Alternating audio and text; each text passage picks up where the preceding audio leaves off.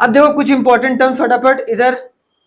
अब आगे देखो क्या है भाई, नॉर्मल रेसिडेंट, कल मैंने बताया था normal resident of the country क्या होते हैं, जो हमारे देश में क्या होते हैं, citizen and institution of a country who normally reside, जो हमारे देश में नॉर्मली रह रहे हैं, ठीक है। And their centre of economic interest, जो खा रहे हैं, खर्चा कर रहे हैं, कमा रहे हैं, वो यही कर रहे हैं, तो वो हमारे देश का क्या कहलाएंगे, नॉर्मल रेसिडेंट। अगर वो खर्चा यहाँ नहीं कर रहे हैं, कमा यहाँ नहीं रहे हैं, तो वो नॉर्मल रेसिडेंट बिल्कुल भी नहीं कहलाएंगे, ठीक है, समझ में आ गया। Citizen of other country who have been living in our country beyond a period of, अगर कोई भी व्यक्ति या कोई भी इंसान अगर 1 साल से ज्यादा अगर रह रहा है, तो उसको हम लोग क्या ट्रीट करेंगे, normal resident of our country. A citizen of our country who lives abroad for a period not exceeding 1 year, मतलब कि वो 1 साल नहीं गया भाई, 5-6 महीने के लिए गया था वो बिजनेस के टूर के लिए, फिर वह मतलब यही के काम के लिए गया था ना, इसीलिए वो क्या कहलाएगा, नॉर्मल रेसिडेंट। तो कोई पूछेगा नॉर्मल रेसिडेंट होने के लिए 3 कंडीशन फुलफिल्ड होना जरूरी है, कौन कौन सा।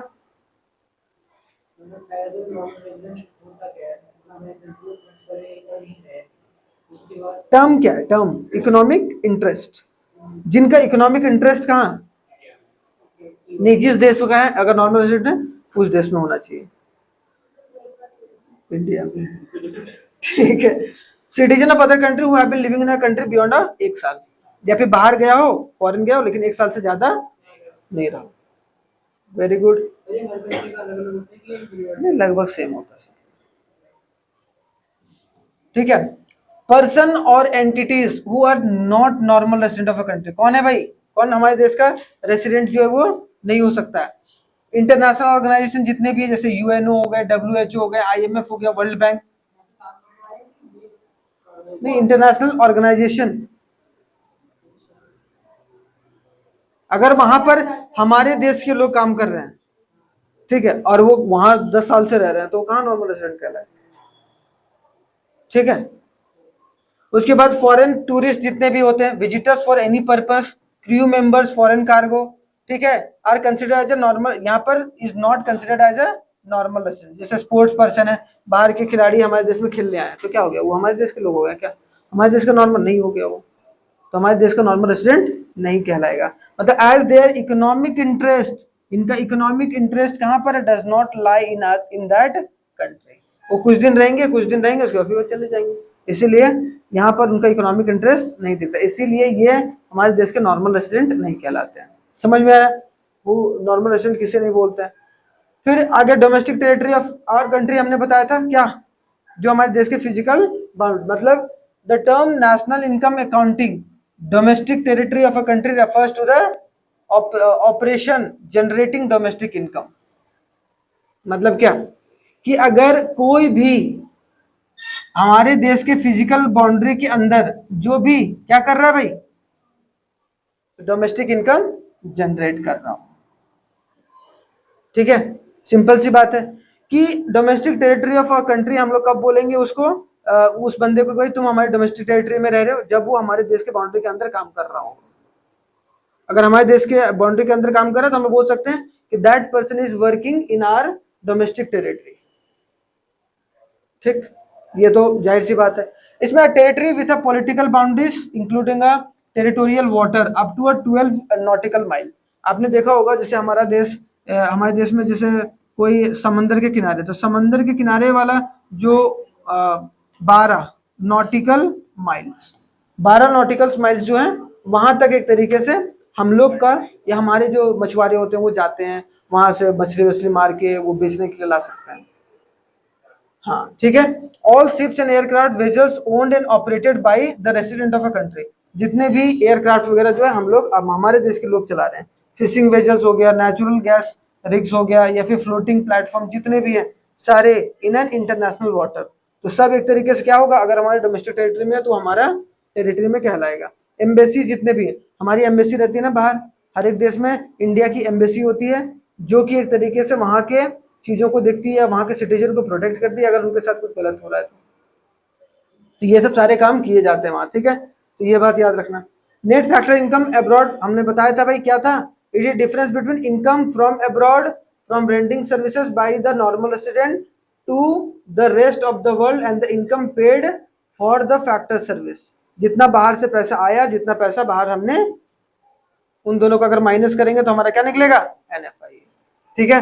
डेप्रिसिएशन तो fall in the value of asset, ये तो बता ही रखा है। जैसे जैसे समय बीतता जाता है वैसे वैसे किसी भी चीज का अगर वैल्यू कम होता है तो हम लोग उसको क्या बोलते हैं, NFI। क्या बोलते हैं, NFI कब बोलते हैं, और जाता है उन दोनों को माइनस करते हैं तो NFI है। ठीक है। Net factor income from abroad. Factor income बताया था मैंने, फैक्टर ऑफ प्रोडक्शन से निकल के आता है भाई। जैसे कि कितने फैक्टर ऑफ प्रोडक्शन होते हैं, लैंड, लेबर, भूलना नहीं है, कैपिटल, एंटरप्रेन्योर। ठीक है, या एंटरप्राइजेस। लैंड से क्या आता है भाई, रेंट आता है। लेबर क्या, लेबर से क्या, वेजेस। ठीक है। कैपिटल से क्या, इंटरेस्ट। ठीक है। और एंटरप्रेन्योर से क्या, एंटरप्राइज से क्या, प्रॉफिट। तो ये सब सारे क्या हो गए हैं हमारे फैक्टर इनकम। क्या हो गया भाई, ये सब हमारा फैक्टर इनकम हो गया। क्या कहलाएगा ये, factor income.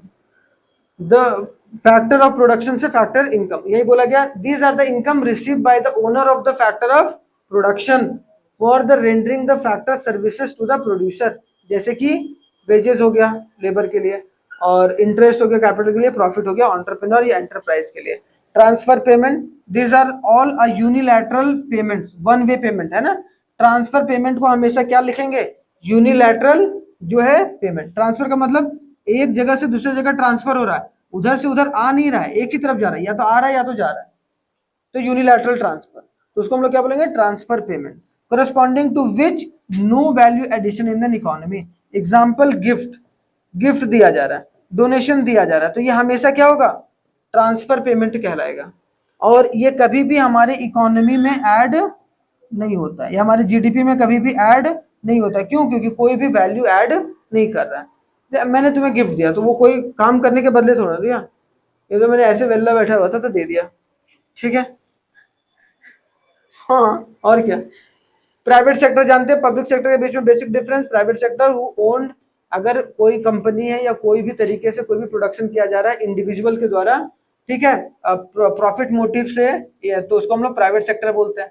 All those businesses and enterprises which are owned and controlled by private individual, उसको हम लोग प्राइवेट सेक्टर।